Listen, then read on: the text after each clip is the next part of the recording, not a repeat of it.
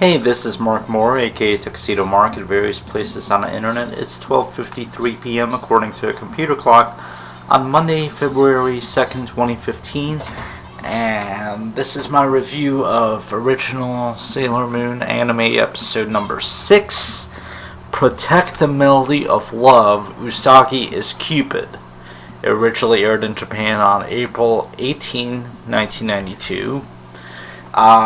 Title's a bit weird. I don't know if Usagi really plays Cupid in the episode, but whatever.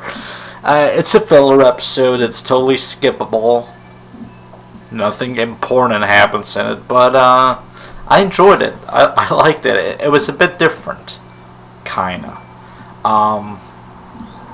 Okay, first I want to address. Actually, before that, I wanted to say that both this episode and the previous episode, the Chamela episode, or Chanela, or whatever, however you say it, those were both skipped in the original Deke dub. And both of them are fairly violent. Yeah, this episode's violent too. There's also some scary imagery, and there's one scene where the Yuma is about to kill a character. She's hiding, and her fingernails extend, and she looks really creepy. Plus, she could turn into bats, like a whole bunch of bats, and fly away, or she could turn into a giant bat creature. Yeah. Anyway, there's something odd during the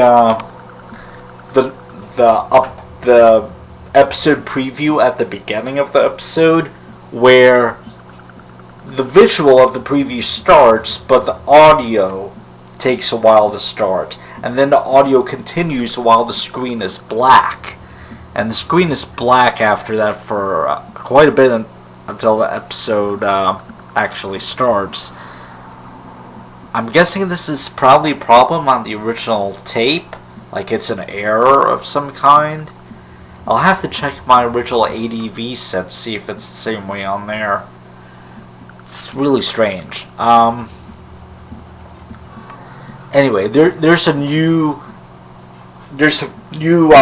Usagi narration segment, whatever you want to call it. Up until this point, the same Usagi narration segment has appeared since episode 2. Episodes 2, 3, 4, and 5 all contain the same segment where Usagi narrates about herself and the story. Here it's changed a bit. She has different dialogue. Maybe there's different visuals, I'm not sure. But she actually reveals a bit less. It's strange. Why would they change it like that? Really strange. But the segment is there for filler, not just to bring people up to speed, so to speak, on the story, but just for filler. I mean, it's less stuff that they have to animate, it's less time that they have to fill. You'll notice me using the word filler a lot in these reviews. Or stock footage. I expect to hear that a lot too.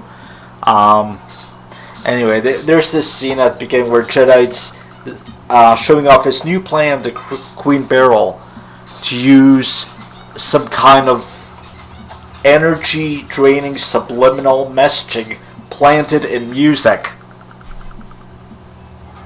Yeah. He demonstrates this on a plant, and the plant is drained of its energy. This brings up something interesting. Why doesn't, if this works on one plant, why can't Jedi use it on a bunch of plants and drain the energy from a ton of plants?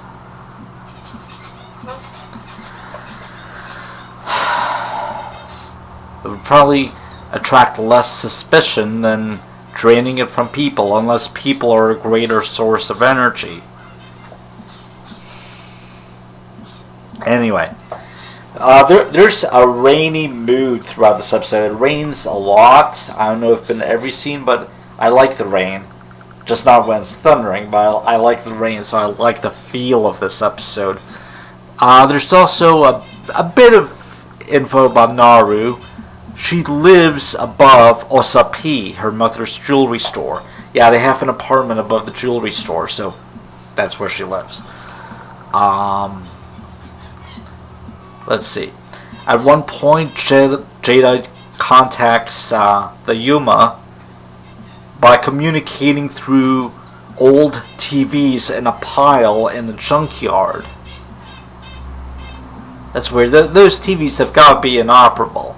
So why did he specifically choose to do that? Did he think he was being cute or what? We know from previous episode that he can project himself as a hologram, so it's like, what? Anyway, there's no Mamoru in this episode for the first time. I believe so. Yeah, I don't remember seeing him in this episode, and no Tuxedo Mask either. The disguise pen makes a return for the first time since episode 3. Usagi uses it to turn into a rock star so she can, or a hot rock star as she puts it, I think, so she can get into a jazz club or something. It's kind of cute. Usagi seems to have no problem revealing her identity. She has to protect this jazz musician. There's this kind of comedic thing where there's a mix-up with tapes, and the Yuma's after this jazz musician that both Usagi and Naru like. Naru introduced Usagi to this musician, and Naru revealed that she has a crush on her and wants to date him. But anyway, Usagi talks about himself while she's riding in the car with this guy that she's a champion of justice because he's wondering why she's so interested in this. So later on, after oh, by the way, Luna goes on the attack in this episode against the Yuma, and anyway, the jazz musician saves the love interest, the girl that he's interested in. He's kind of oblivious to him. And then first of all, Luna talks in that same room out loud, and then Usagi transforms into Sailor Moon right before she leaves the building, and then there's this battle outside, like in an arena or something, and later on, the final scene of the episode is Naru and Usagi listening to jazz music again in Naru's room, but the scene must occur quite a bit later, because Naru laments that the jazz musician got married to his girlfriend.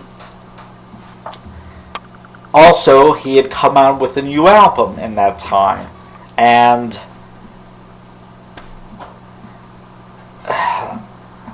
there's a cute ending. I won't spoil exactly what happened, but it's really cute. So yeah, it seems Usagi genuinely revealed her identity to this guy. There's nothing overt about it. It's just, you'll see. And maybe the girl knows too. I don't know. Anyway, there's a throwaway line from Naru near the beginning of the episode. It seems that this episode takes place in April because she says April showers bring May flowers. But then later on, a short while later, Usagi